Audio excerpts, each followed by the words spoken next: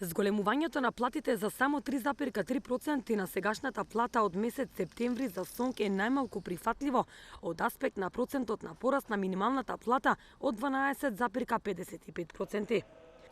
Оттаму велат дека со овој колективен договор синдикатите треба да се согласат дека од 2024 година нема никакво зголемување на платите, ниту усогласување.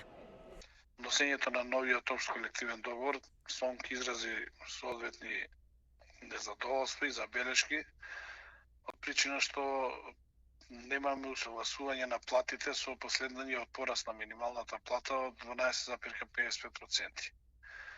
Тоа е првата работа за која што не може да прифатиме колективниот договор да важи со сегашните плати без да се усогласат со минатото зголемување на минималната плата.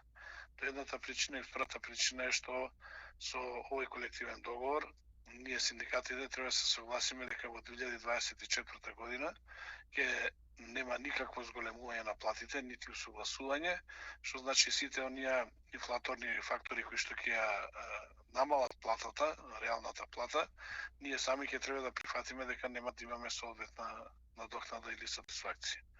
Но таа причина овие две клучни работи ни се важни за неприфаќање на колективниот договор во овој дел.